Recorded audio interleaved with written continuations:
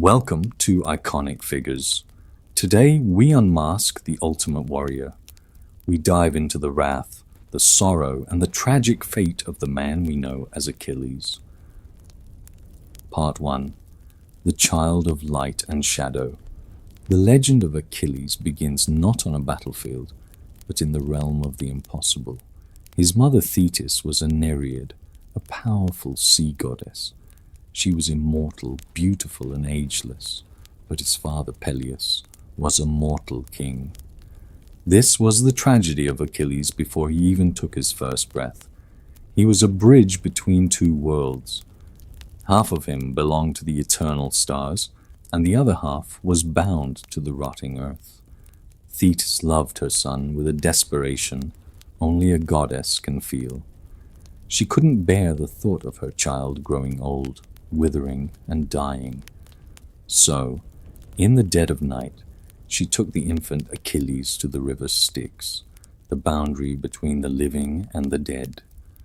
She dipped him into the black, freezing waters, intending to wash away his mortality. As the water touched his skin, it turned it into iron. No blade could cut him, no arrow could pierce him. He was becoming a god. But Thetis made a mistake, a very human mistake. To dip him into the river, she had to hold him. She held him by his right heel. That small patch of skin remained dry. That tiny hidden spot remained mortal. In her quest to make him a god, she left him a single fatal link to the world of the dead.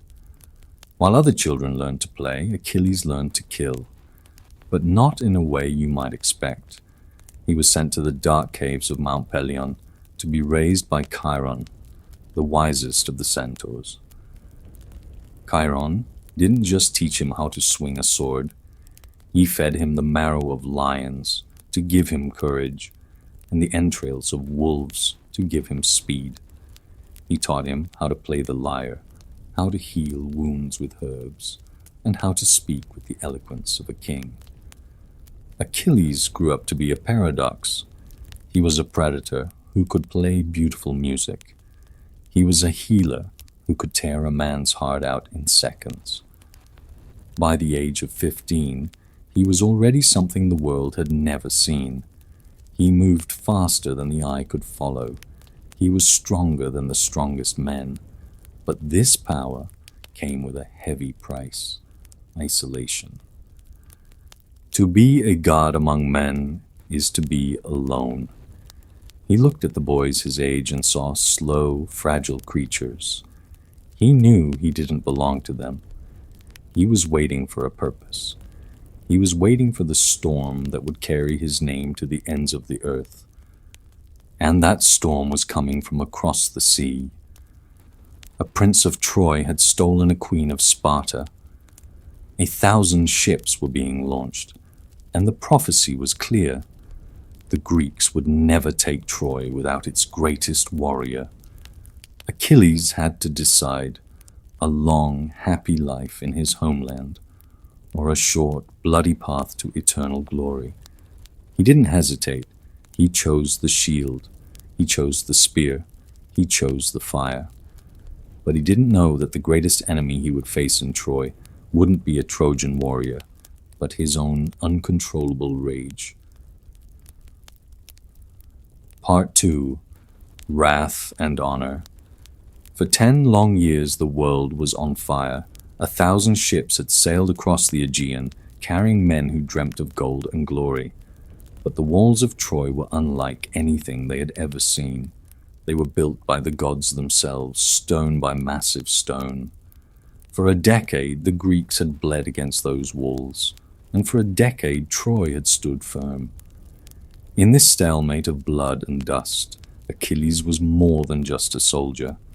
He was the Greeks' ultimate weapon. On the battlefield, he was a whirlwind of bronze. He moved with a grace that was terrifying to behold. While other men struggled and panted, Achilles seemed to dance through the chaos. He didn't just kill, he deleted his enemies from existence. To the Trojans, he wasn't a man. He was an inevitable catastrophe. He was a god among men. To understand Achilles, you must understand the world he lived in. In the Bronze Age, a hero didn't work for a salary. They worked for two things: time and chaos, honor and glory. Because Achilles knew his life would be short, every moment had to be filled with worth. His honor was measured by the prizes he won in battle: the gold, the weapons, and the captives. These weren't just trophies. They were the physical proof of his soul's value. If you took a hero's prize, you didn't just steal his wealth. You stole his identity. You erased his glory. The turning point of the war didn't happen on the battlefield. It happened in a tent, over a matter of pride.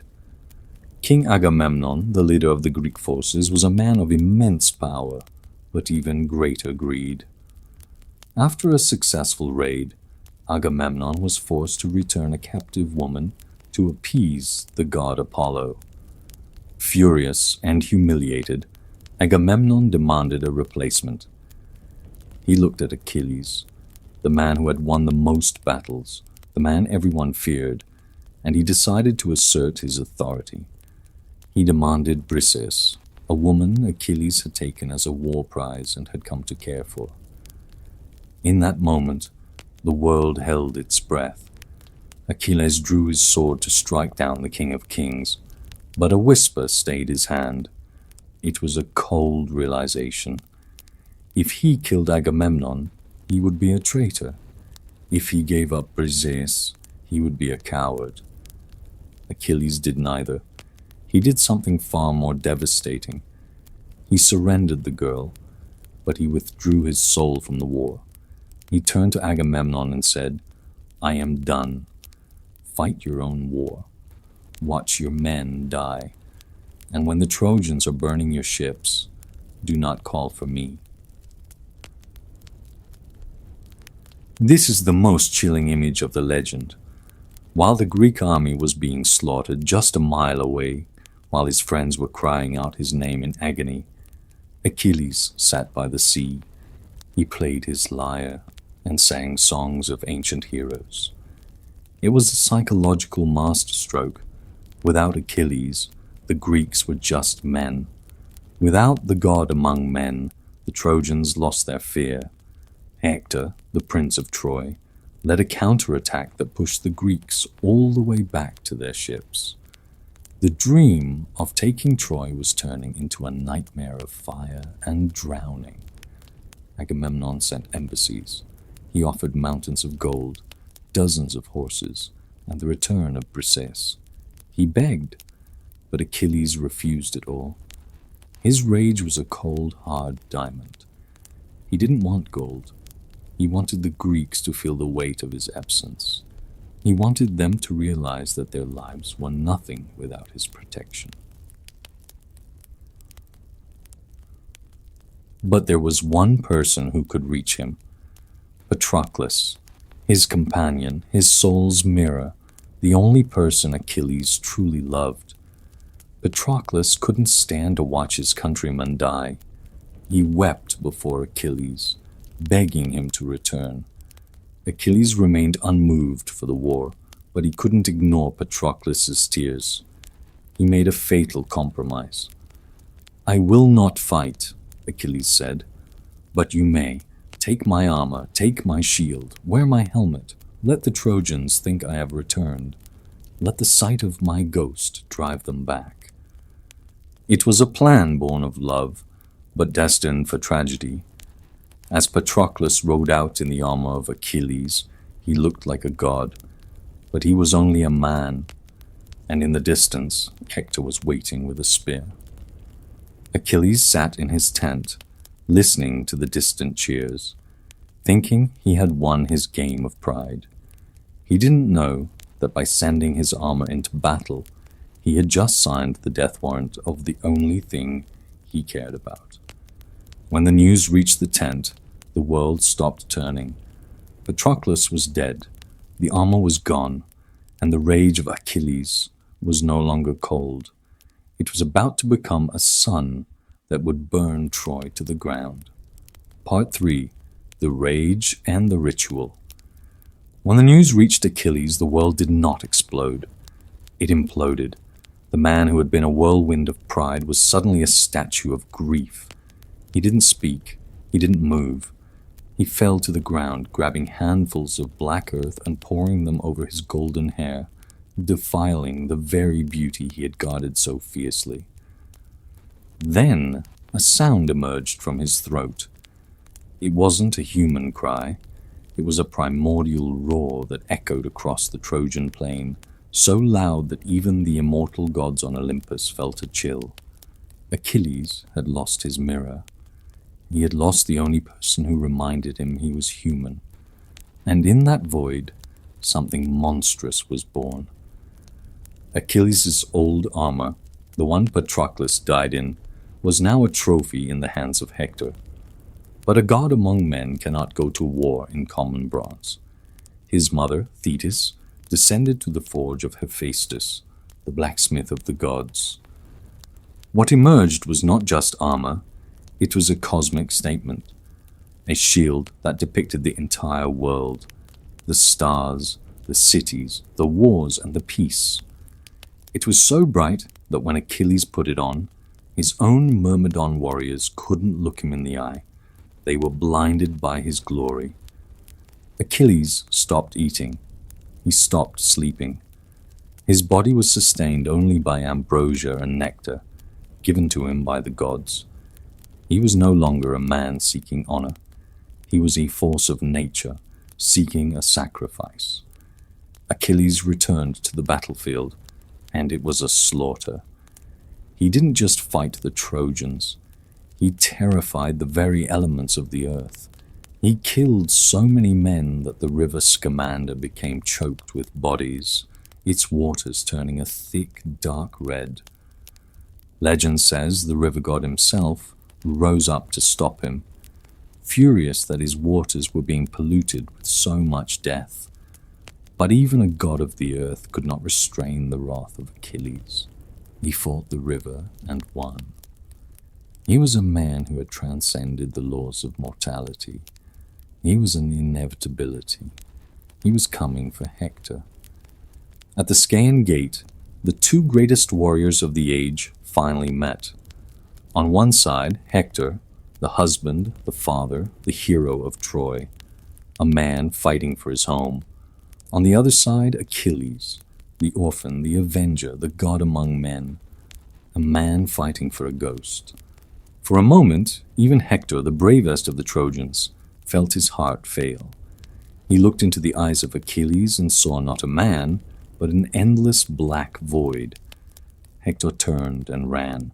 3 times they circled the massive walls of Troy, a desperate race between life and death. Finally, they stood their ground. Hector pleaded, "Let us make a pact. Whoever falls, let their body be returned to their people for a proper burial."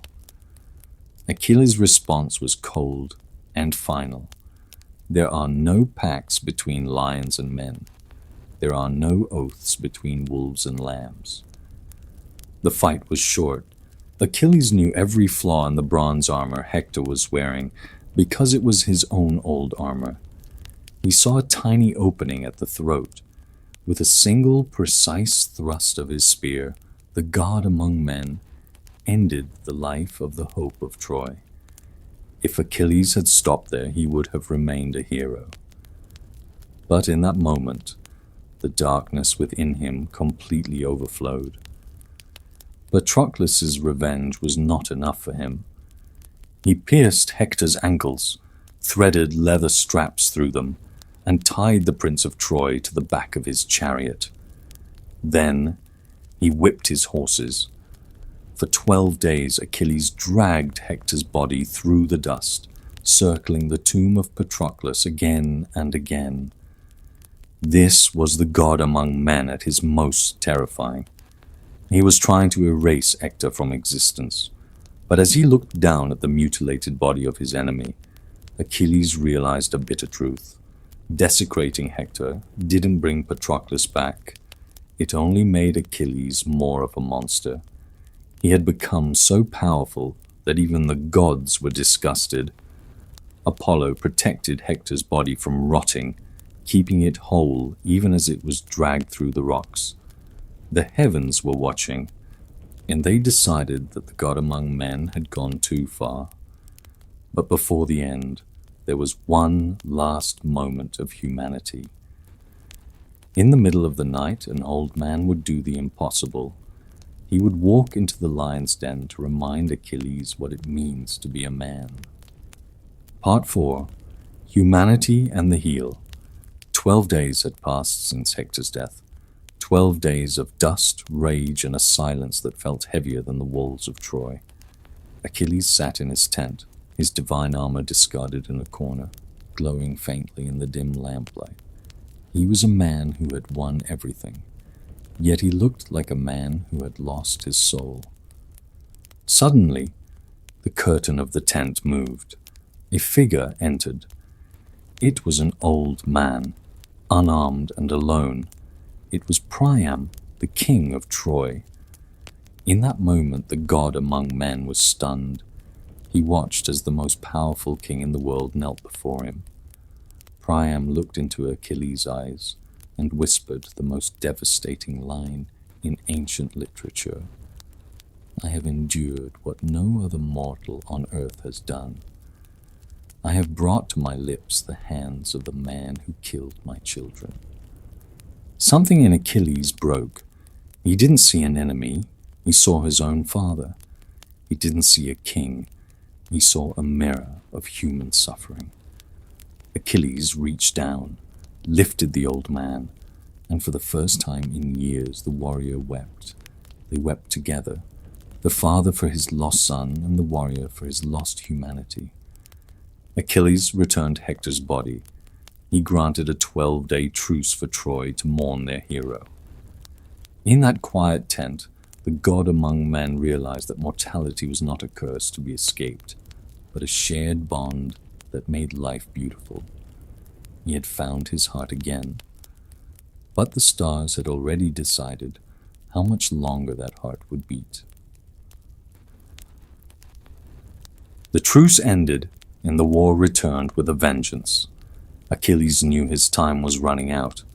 Every strike of his spear felt like a countdown. He pushed deep into the Trojan lines, reaching the very gates of the city. He was a whirlwind, a golden blur of destruction, seemingly invincible. But high above the dust, a god was watching. Apollo, the god of light, had seen enough of Achilles' rage.